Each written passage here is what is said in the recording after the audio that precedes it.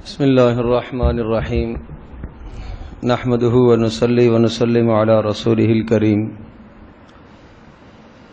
چوتھے سپارے کے شروع میں اللہ پاک نے یہ مضمون ذکر فرمایا کہ تم کامل نیکی اسی وقت پاؤ گے کہ جب تم اپنی پسندیدہ اور محبوب چیز کو اللہ کے راستے میں خرچ کرو، اور پھر یہ ذکر فرمایا یا ایھا الذین آمنوا ان تطیعوا فریقا من الذین اوتوا الکتاب یردوکم بعد ایمانکم کافرین، کہ اے مسلمانوں تم اپنے مذہب، اپنے دین، اپنے مسلک اور اپنے تمام نظریات اور تمام جذبات کی حفاظت کرنے کے لیے تمہارے لیے ضروری ہے کہ غیر مسلم قوموں سے اختلاط میں خیال کرو۔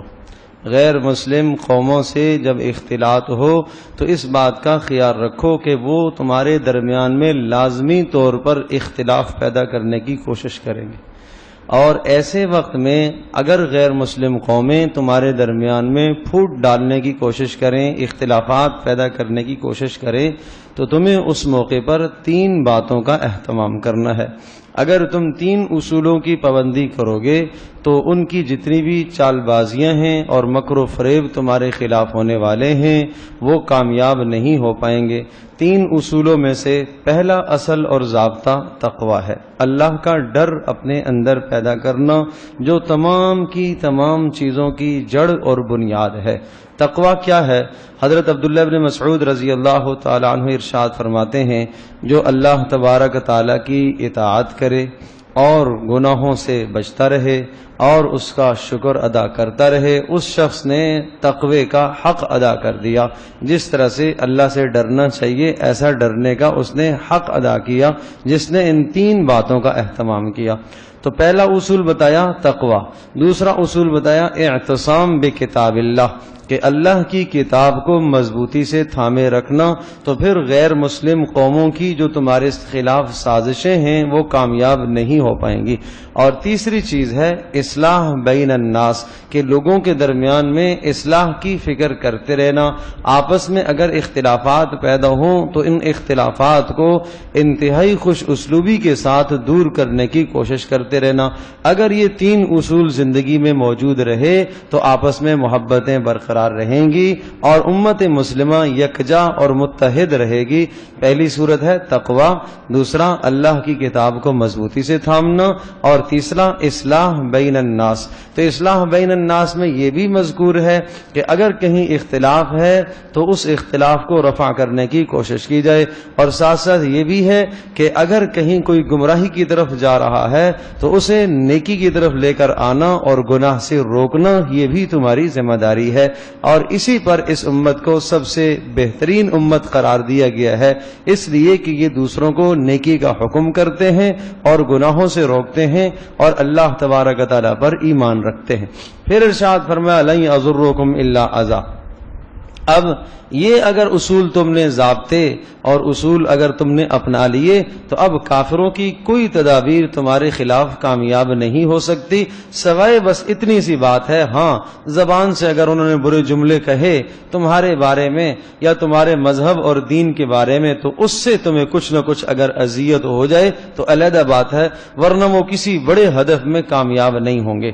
پھر فرمایا لیسوا سواء، پہلے تو یہ بتایا کہ وہ اہل کتاب دنیا میں جب قرآن اور حدیث سے انہوں نے اعراض کیا تو اللہ تبارک تعالیٰ نے ان پر ذلت کو، رسوائی کو مسلط کیا، لیکن سارے کے سارے اہل کتاب یہود و نصارہ ایسے نہیں ہیں، بلکہ ان میں سے ایسے بھی ہیں جو قرآن مجید پر ایمان لائے ہیں اور راتوں کا قیام کرتے ہیں، اللہ پر ایمان رکھتے ہیں، آخرت پر ایمان رکھتے ہیں، نیکیوں کا حکم کرتے ہیں، گناہوں سے روکتے ہیں اور نیکیوں میں آگے بڑھتے ہیں۔ وَأُولَٰئِكَ مِنَ الصَّالِحِينَ، فرمایا یہ اہل کتاب نیکوکار ہیں۔ بہت سارے اہل کتاب صحابہ مسلمان ہوئے، ظاہر سی بات ہے کہ وہ پہلے یہود و نصارہ تھے اور گزشتہ کتابوں کو جاننے والے تھے، ان پر ایمان رکھنے والے تھے۔ رسول اکرم صلی اللہ علیہ وسلم کو جب نبوت ملی تو بہت سارے اہل کتاب ایمان لائے، جیسے حضرت عبداللہ بن سلام رضی اللہ تعالیٰ عنہ کے متعلق ہے، وہ یہود کے بڑے علماء میں ان کا شمار ہوتا ہے۔ اسی طرح سے نجاشی جو ہے شاہ حبشہ نجاشی، وہ بھی مسلمان ہوئے اور وہاں کے تقریباً 70 افراد رسول اکرم صلی اللہ علیہ وسلم کی خدمت میں حاضر ہوئے۔ نجران کے نصارہ جو تمام کے تمام اہل کتاب تھے، اور ان میں 6 کے لگ بھگ بڑے چوٹی کے علماء تھے، اور وہ رسول پاک صلی اللہ علیہ وسلم کے پاس آئے اور انہوں نے آ کے اسلام کو قبول کیا۔ تو فرمایا سب ایسے نہیں ہیں، ان میں بعض اچھے بھی ہیں جو اللہ اور آخرت پر ایمان رکھتے ہیں اور نبی علیہ الصلوۃ والسلام کے دین کو تسلیم کرتے ہیں، آپ علیہ السلام پر ایمان لائے۔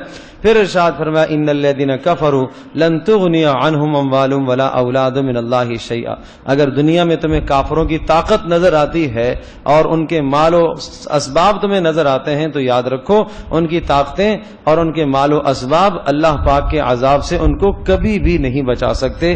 اللہ کا عذاب اگر ان پر آنا ہوا تو اللہ پاک ان پر عذاب نازل کرے گا۔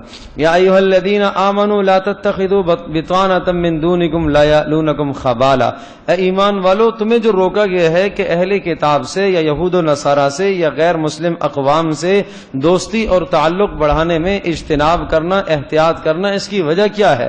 اس کی وجہ یہ ہے، سب سے پہلی وجہ یہ ہے لا تتخذوا بطانۃ من دونکم لا یألونکم خبالا، وہ تمہارے رازدان نہیں ہو سکتے، وہ تمہارے رازدان نہیں ہیں۔ ودوا ما عنتم، دوسری بات یہ ہے وہ ہمیشہ یہ چاہیں گے کہ تمہیں تکلیف پہنچے۔ تیسری بات قد بدت البغضاء من افواہہم، ان کے منہوں سے تمہارے خلاف بغض ٹپک رہا ہے۔ وما تخفی صدورہم اکبر، وما تخفی صدورہم اکبر، اور چوتھی بات یہ ہے کہ جو ان کے سینوں میں اور دلوں میں تمہارے خلاف، مذہب کے خلاف، اسلام کے خلاف، دین کے خلاف نفرت چھپی ہوئی ہے، وہ اس سے زیادہ بدترین ہے۔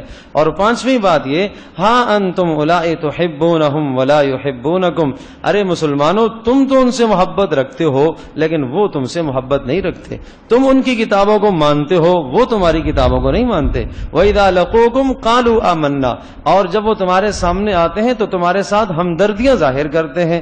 وَإِذَا خَلَوْا عَضُّوا عَلَيْكُمُ الْأَنَامِلَ مِنَ الْغَيْظِ، اور جب تم سے الگ ہو کر ملتے ہیں آپس میں ایک دوسروں کو تو غصے کے مارے اپنے دانتوں میں، اپنی انگلیوں کو دانتوں میں چبانے لگتے ہیں۔ فرمایا قل موتوا بغیظکم، ان سے کہو اپنے غصے میں مر جاؤ، غرق ہو جاؤ۔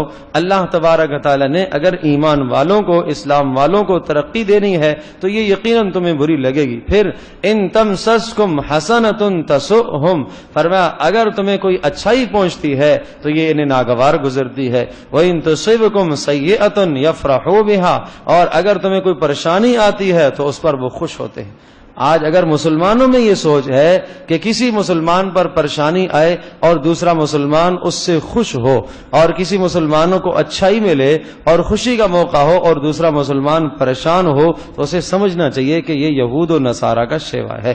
یہ مسلمان کا کام نہیں ہے کہ وہ مسلمان کی پریشانی کو دیکھ کر خوش ہو، یا مسلمان کی خوشی کو دیکھ کر اندر دل سے میلا ہو اور پریشان ہو کہ ایسی خوشی کیوں ہو رہی ہے۔ فرمایا وَإِن تَصْبِرُوا وَتَتَّقُوا لَا يَضُرُّكُمْ كَيْدُهُمْ شَيْئًا، اے ایمان والو تم دو کام کرتے رہنا، تم دین پر استقامت اختیار کرتے رہنا، صبر سے مراد دین پر استقامت، اور دوسرا گناہوں سے بچتے رہنا، تو لا يضركم كيدهم شيئا، ان کی تمام تدابیر تمہیں ذرہ برابر ضرر اور نقصان نہیں دیں گی، اس لیے کہ اللہ تبارک و تعالی نے خود ہی ان کے تمام تدابیر کا احاطہ کیا ہوا ہے، اور اللہ پاک خود ان کی تدابیر کو ناکام بنائے گا۔ پھر اسی طرح سے یہ ارشاد فرمایا یا ایھا الذین آمنوا لا تأکلوا الربا اضعافا مضاعفا، ایمان والو سود سے اپنے آپ کو بچانا، اپنے مال کے اندر اضافہ پیدا کرنے کے لیے سود کو ہرگز قریب نہ آنے دینا۔ یہ معاشرے کی وہ بدترین برائی ہے کہ جس سے بہت بڑے فسادات پیدا ہوتے ہیں، اور سودی کا انجام بہت بدترین اور برا انجام ہے۔ اور پھر ارشاد فرمایا وَسَارِعُوا إِلَىٰ مَغْفِرَةٍ مِّن رَّبِّكُمْ وَجَنَّةٍ عَرْضُهَا السَّمَاوَاتُ وَالْأَرْضُ، اس جنت کی طرف دوڑ لگاؤ، بھاگو، کوشش کرو جس کی چوڑان اللہ پاک نے زمینوں اور آسمانوں جتنی بنائی ہے۔ اتنی بڑی جنت ہر جنتی کو ملے گی۔ ساتوں آسمانوں کو پھیلا لو، ساتوں زمینوں کو پھیلا لو، جتنی ان کی لمبائی ہے اتنی چوڑان ہر جنتی کو جو الگ الگ جنت ملے گی۔ علامہ قرطبی رحمۃ اللہ علیہ نے اس آیت کی تفسیر میں یہی لکھا ہے کہ ہر جنتی کو الگ الگ اتنی جنت اللہ پاک عطا فرمائے گا۔ فرمایا اعدت للمتقین، یہ جنت اللہ نے تیار رکھی ہے متقیوں کے لیے۔ اب متقیوں کی خوبیاں کیا ہیں اللہ نے خود بتائی ہیں۔ اللہ پاک سے دعا کریں کہ اللہ پاک ہمیں بھی متقی بنا دے بھائی۔ پہلی خوبی الذین ينفقون فی السراء والضراء، پہلی خوبی ہر حال میں، خوشی میں بھی غمی میں بھی اللہ کے راستے میں مال خرچ کرتے ہیں، خرچ کی بات ہے، خرچ کرتے ہیں۔ دوسری خوبی والکاظمین الغیظ، غصے کو پی جانے والے۔ یہ نہیں کہا کہ غصہ نہیں آتا ہے، غصہ نہ آنا یہ انسان کی فطرت کے خلاف ہے، آدمی کو غصہ آتا ہے، لیکن والکاظمین الغیظ فرمایا غصے کو پی جاتے ہیں۔ اور تیسری خوبی والعافین عن الناس، لوگوں کو معاف کرتے ہیں، درگزر کرتے ہیں۔ اور چوتھی خوبی واللہ یحب المحسنین، معاف بھی کرتے ہیں اور اس کے بعد احسان بھی کرتے ہیں، احسان بھی کرتے ہیں۔ اور پانچویں خوبی اذا فعلوا فاحشة او ظلموا انفسهم ذكروا الله فاستغفروا لذنوبهم، اگر ان سے کوئی گناہ ہو جاتا ہے تو فوراً اللہ کی طرف رجوع کرتے ہیں اور اپنے گناہوں کی بخشش اور معافی مانگتے ہیں، اور وہ عقیدہ رکھتے ہیں کہ اللہ کے سوا کوئی گناہ بخشنے والا نہیں ہے، اور وہ گناہوں پر اصرار نہیں کرتے۔ فرمایا ایسے لوگوں کے لیے اللہ نے کیا تیار کر کے رکھا ہے، دوبارہ پھر ذکر فرمایا اولئک جزاؤہم مغفرۃ، ان کا بدلہ سوائے جنت کے اور اللہ کی رضا کے اور کیا ہو سکتا ہے۔ اور فرمایا وَنِعْمَ أَجْرُ الْعَامِلِينَ، بہترین مزدوروں کو، بہترین کام کرنے والوں کو ایسا ہی اجر دیا جاتا ہے۔ پھر اسی طرح سے جنگ بدر اور جنگ احد کے کچھ احوال ذکر فرمائے۔ جنگ بدر میں اللہ پاک نے مسلمانوں کو انتہائی قلیل تعداد کے ہوتے ہوئے بھی اللہ پاک نے مسلمانوں کو غالب رکھا، تو فرمایا تم کافروں کے ساتھ، یہود و نصارہ کے ساتھ اس وجہ سے اگر تعلق قائم کرتے ہو کہ جس سے تمہاری قوت بڑھے گی، طاقت بڑھے گی، تو کہا دیکھو اللہ پاک نے مسلمان نہتے تھے بدر کے موقع پر 313 اور سامنے 1000 کا لشکر تھا، اللہ پاک نے ان کی کیسی مدد فرمائی۔ اور اسی طرح سے احد میں اللہ پاک نے اپنی مدد کا ہاتھ کھینچ لیا۔ کس وجہ سے کھینچا؟ اس لیے کہ رسول پاک صلی اللہ علیہ وسلم کے حکم کی خلاف ورزی ہو گئی تھی، تو پتہ چلا کہ اللہ کی مدد آتی ہے اللہ اور اس کے رسول صلی اللہ علیہ وسلم کے احکام کو ماننے پر اللہ کی مدد آتی ہے۔ اور مفسرین نے لکھا ہے کہ جنگ بدر اللہ تبارک و تعالیٰ کی قدرت لا الہ الا اللہ جو کلمے کا پہلا حصہ ہے اس کا شاہکار اور مظہر ہے، اور جو دوسرا جنگ احد ہے، اور جنگ احد وہ محمد الرسول اللہ کا مظہر ہے۔ کیا معنی؟ کہ وہاں لا الہ الا اللہ جو کلمے کا پہلا جز ہے اس کا تأثر ظاہر ہوا کہ اللہ پاک نے نہتوں کی مدد کیسے فرمائی، اور جنگ احد میں یہ سمجھایا جا رہا ہے کہ یہ عظیم الشان رسول ہے، اگر اس کی ایک سنت کو بھی چھوڑ دو گے تو یاد رکھنا پھر ناکامی ہی ناکامی ہے۔ اس لیے کہ جنگ احد میں واقعہ یہی تھا کہ رسول پاک صلی اللہ علیہ وسلم نے ایک دستے کو مقرر فرمایا کہ یہاں سے آپ نے ہٹنا نہیں ہے، چاہے کچھ بھی ہو جائے، جنگ جیت جائیں، جنگ ہار جائیں، آپ نے یہاں سے ہلنا نہیں ہے۔ آپ رسول پاک صلی اللہ علیہ وسلم نے کچھ 50 افراد کو وہاں مقرر فرمایا، لیکن جب جنگ ختم ہو گئی تو انہوں نے حضرت صلی اللہ علیہ وسلم کے اذن اور اجازت کا انتظار نہ فرمایا، بلکہ وہ نیچے میدان میں اتر آئے، جس کے نتیجے میں جنگ کا پانسا پلٹ گیا اور وہ فتح جو ہے وہ شکست میں بدل گئی۔ اور اس کے بعد ہی پھر نبی علیہ الصلوۃ والسلام کے دندان بھی شہید ہوئے اور 70 صحابہ کی شہادتیں واقع ہوئی ہیں۔ حضرت حمزہ رضی اللہ تعالیٰ عنہ اسی کے بعد ہی پھر شہید ہوئے۔ تو یہ جو نقصان اتنا عظیم ہوا، یہ سمجھایا جا رہا کہ رسول اکرم صلی اللہ علیہ وسلم کی اتباع سے، اطاعت سے اگر نکلو گے تو بڑا عظیم نقصان ہے، بہت بڑا نقصان ہوگا۔ لیکن پھر بھی وہ لوگ چونکہ تھے مخلص جنہوں نے اس جگہ کو چھوڑا، کہا انہیں آپ معاف کر دیں، اور صرف معاف نہ کر دیں، فرمایا وشاورہم فی الامر، ان کی حوصلہ افزائی کے لیے اپنے ساتھ مشاورت میں انہیں شریک کیجئے۔ حالانکہ نبی پاک صلی اللہ علیہ وسلم صاحب وحی ہیں، کسی سے مشورہ نہ کریں جب بھی کیا ضرورت ہے، لیکن پھر بھی حکم دیا ان کی حوصلہ افزائی کے لیے آپ ان کو مشورے میں شریک کرتے رہیں۔ یہ اس لیے تاکہ عظمت صحابہ، احترام صحابہ پتہ چلے قیامت تک آنے والے لوگوں کو کہ محمد صلی اللہ علیہ وسلم کے ساتھ جو لوگ تھے، حضرت صلی اللہ علیہ وسلم کے جو تربیت یافتہ تھے، قصدن اور عمدن اور ارادتن انہوں نے غلطی نہیں فرمائی، بلکہ اجتہادی خطا تھی، اور وہ اجتہادی خطا اللہ پاک نے انہیں معاف کر دی، اور اللہ نے درگزر والا معاملہ ان کے ساتھ فرمایا، لہذا کسی بھی قسم کا ان پر قدغن نہیں لگانا چاہیے۔ اس کے بعد فرمایا ولا يحزنك الذين يسارعون في الكفر انهم لن يضروا الله شيئا ولا يحسبن الذين كفروا انما نملي لهم خير. اس دنیا کے اندر مال و اسباب کسی کے پاس ہیں، کافروں کے پاس ہیں اور مشرکوں کے پاس اگر اللہ پاک نے دنیا کی فراوانی رکھی ہے تو سمجھو یہ اللہ کی طرف سے ان کے لیے ڈھیل ہے، یہ اللہ پاک کی طرف سے رضامندی کی دلیل نہیں ہے. کسی کو مال مل جانا یہ رضامندی کی دلیل نہیں ہے، کسی کا فقر و فاقے میں مبتلا ہو جانا یہ اللہ کی ناراضگی کی دلیل نہیں ہے. فرمایا یہ آزمائش ہے. وَلَا يَحْسَبَنَّ الَّذِينَ يَبْخَلُونَ بِمَا آتَاهُمُ اللَّهُ مِنْ فَضْلِهِ هُوَ خَيْرًا لَهُمْ. وہ لوگ جن کو اللہ پاک نے مال دیا ہے اور وہ مال کو جمع کرتے ہیں اور وہ بخل کرتے ہیں، فرمایا یہ اپنے لیے بہتر سمجھ رہے ہیں کہ ہم مال سمیٹ کر بخل کر کے اور مال کو خرچ کرنے سے بچا لیا ہم نے اور یہ ہم اچھا کر رہے ہیں. فرمایا نہیں، بل ہوا شر لہم، یہ تو ان کے لیے برا ہے. سیطوقون ما بخلوا به یوم القیامہ، اگر مال کے حقوق واجبہ نہیں ادا کریں گے، زکوٰۃ فرض نہیں ادا کریں گے، جہاں خرچ کرنا ضروری ہے فرض ہے وہاں نہیں خرچ کریں گے، تو فرمایا یہی مال قیامت کے دن ان کے گلے میں توق بنا کر ڈال دیا جائے گا. اس کے بعد اللہ پاک نے عقل مندوں کی نشانیاں ذکر فرمائی. ان فی خلق السماوات والارض واختلاف اللیل والنہار لآیات لأولی الالباب. زمین آسمان کی پیدا کرنے میں، دن رات کے اختلاف میں اللہ پاک کی قدرت کی بڑی نشانیاں ہیں. اور عقل مند لوگ کون ہیں؟ عقل مندوں کے لیے نشانیاں ہیں. پہلی خوبی الذین یذکرون اللہ قیاما، جو اللہ کو یاد کرتے ہیں کھڑے ہونے کی حالت میں. دوسری خوبی وقعودا، اور اللہ کو یاد کرتے ہیں بیٹھنے کی حالت میں، جیسے نماز میں ہم بیٹھتے ہیں، بیٹھ کے کوئی تلاوت کر رہا. تیسری خوبی وعلی جنوبہم، لیٹے لیٹے بھی اللہ کو یاد کرتے ہیں. بستر پر لیٹا ہے، جب تک نیند آ رہی ہے دعائیں پڑھتا رہے، قرآن کی آیتیں پڑھتا رہے، جو آیتیں یاد ہیں، آیت الکرسی، سورہ فلق، سورہ ناس، اور جو بھی آیتیں یاد ہیں. حدیث پاک میں آتا ہے جو آدمی رات کو سوتے وقت 10 آیات قرآن مجید کی پڑھ کے سو جاتا ہے وہ رات غافلوں میں شمار نہیں کیا جاتا.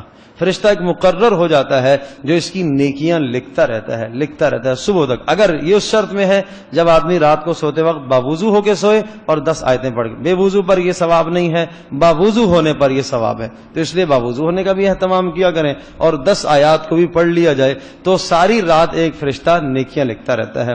اور اس کے بعد چوتھی خوبی یہ ذکر فرمائی وَيَتَفَكَّرُونَ فِي خَلْقِ السَّمَاوَاتِ وَالْأَرْضِ رَبَّنَا مَا خَلَقْتَ هَذَا بَاطِلًا. آسمان زمین کی پیدائش اور تخلیق میں وہ غور و فکر کرتے ہیں اور یہ کہتے ہیں کہ یا اللہ تو نے ان کو بیکار نہیں بنایا، ان کو تو نے کسی مقصد کے تحت بنایا. اور وہ دعائیں مانگتے ہیں، اللہ کی طرف رجوع کرتے ہیں. کیا کہتے ہیں؟ اے اللہ جس کو تو نے جہنم میں داخل کر دیا اس کے لیے تو رسوائی اور ذلت کا فیصلہ ہو گیا. اے اللہ ایک منادی نبی پاک صلی اللہ علیہ وسلم وہ آئے اور انہوں نے ہمیں ایمان کی طرف بلایا، پکارا. اے اللہ ہم ایمان لے آئے، اے اللہ اس کے نتیجے میں ہمارے گناہوں کو معاف فرما اور ہمارا انجام نیک لوگوں کے ساتھ فرما دے. اور اے اللہ تو نے اپنے رسولوں کی زبانی جو وعدہ کیا ہے اے اللہ وہ وعدہ ہمیں عطا فرما اور بے شک تو وعدے کی خلاف ورزی کرنے والا نہیں ہے. اے اللہ قیامت کے دن ہمیں رسوائی سے بچا. تو فرمایا جو لوگ اس طرح سے دعائیں کرتے ہیں فاستجاب لهم ربهم، ان کے پروردگار نے ان کی دعاؤں کو سمجھو قبول کر لیا. کیوں قبول کر لیا؟ انی لا اضیع عمل عامل، اس لیے کہ اللہ فرماتے ہیں ہمارے یہاں کسی محنت کرنے والے کی محنت کو ضائع نہیں کیا جاتا، کسی کی محنت کو اور اجر کو ضائع نہیں کیا جاتا. اس کے بعد سورۃ النساء ہے. سورۃ النساء کا جو مرکزی اور بنیادی مضمون ہے وہ کمزور طبقوں کے حقوق کو بیان کرنا ہے. چنانچہ عورتوں کے حقوق بیان کیے گئے، یتیموں کے حقوق بیان کیے گئے اور اپنے ماتحتوں کے حقوق بیان کیے گئے. خاص طور پر یتیموں کے حقوق شروع میں اور عورتوں کے حقوق شروع میں ذکر ہوئے. یتیموں کے حقوق وآتوا الیتامی اموالہم ولا تتبدلوا الخبیث بالطیب، اپنے مالوں کے ساتھ یتیموں کے مالوں کو مت ملانا. اگر تمہارے گھر میں اڑوس میں پڑوس میں کوئی یتیم بچہ ہے اور وہ تمہاری کفالت میں ہے تو اس کے مال کو اپنے مال کے ساتھ ایسا خلط ملط نہ کرنا کہ اس کے مال کو کھا جاؤ. ہاں یہ صورت ہے کہ اگر اس کے مال کو تم تجارت میں لگاتے ہو تاکہ نفع حاصل ہو اور اس نفع سے یتیم کی کفالت ہو تو کوئی حرج نہیں ہے، تمہیں جائز ہے. اور اسی طرح سے دوسرا جو طبقہ ہے عورتوں کا، فرمایا ان کے مہر ادا کرتے رہنا، جو مہر تم نے مقرر کیے ہیں وہ مہر ادا کرتے رہنا. ہاں اگر وہ عورتیں تمہیں سارا مہر معاف کر دیں یا کچھ معاف کر دیں تو تمہیں اس کو لینے کی اور کھانے کی اجازت ہے. پھر دوبارہ سے یتیموں کے متعلق یہ ارشاد فرمایا وَابْتَلُوا الْيَتَامَ یتیما حتی اذا بلغوا النکاح، اگر یتیم تمہاری کفالت میں ہے تو اسے تم مال سپرد نہ کرنا، اس کے باپ کا چھوڑا ہوا مال اس وقت تک نہ دیجیے گا جب تک وہ سن شعور کو نہ پہنچ جائے۔ اگر وہ شعور رکھتا ہے اور اس کو پہلے آپ آزماؤ، آپ اس سے تھوڑی خرید فروخت کرواؤ، اور اگر آپ کو اندازہ ہو جاتا ہے کہ ہاں اب یہ مال کی حفاظت کر لے گا تو پھر اس کو آپ دے دو، اور فاشہدوا علیہم، گواہ بنانا اس موقع پر، کہیں ایسا نہ ہو کہ بعد میں تمہارے لیے مشکلات پیدا ہوں۔ اور خیال کرنا اس بات کا، خاص خیال رکھنا، ولا تاکلوها اسرافا وبدارا ان یکبروا، بچے کے یتیم بچے سے کے بڑے ہونے سے پہلے اس مال کو اسراف کر کے نہ کھا جانا، کہیں ایسا نہ ہو کہ تم بچے کے اوپر ہی خرچ کرو لیکن اسراف کر کے خرچ کرو، اور تمہیں یہ خیال ہو کہ جب یہ بڑا ہو جائے گا تو یہ ہمارے بچوں سے آگے چلا جائے گا۔ اس سوچ کے تحت فرمایا مال میں اسراف نہ کرنا۔ یہاں تک بھی اجازت دی ہے کہ اگر تم جو یتیم کی کفالت کر رہے ہو اور اس کفالت میں اگر تم غریب ہو، ضرورت مند ہو، تو اس کفالت کی مزدوری بھی آپ یتیم کے مال سے لے سکتے ہو، لیکن اتنی لینی ہے کہ جتنا عام طور پر رواج ہے۔ مثال کے طور پر ایک دن کسی نے یتیم کی تربیت میں یا اس کے کسی بھی معاملے میں اس کا دن ضائع ہوا ہے، دہاڑی ضائع ہوئی ہے، تو سمجھے کہ اگر مزدور رکھتا آج کے دن کے لیے یتیم کے کام کے لیے تو وہ کتنے پیسے لیتا، جتنے پیسے وہ مزدور لیتا، وہ ملازم لیتا، اتنے پیسے آپ اس یتیم کے مال سے بطور اجرت کے لے سکتے ہو۔ لیکن فرمایا ومن کان غنیا فلیستعفف، اور اگر تم غنی ہو، مالدار ہو، تو پھر اجتناب کرو، پھر نہ کھاؤ، پھر عزیمت پر عمل کرو۔ اور اس کے بعد میراث کے احکام کو اللہ پاک نے ذکر فرمایا ہے، اور میراث کے 12 اصول ذکر فرمائے، اور آخر میں پھر یہ ذکر فرمایا تلک حدود اللہ، یہ اللہ کی حدیں ہیں، یہ اللہ کے احکام ہیں۔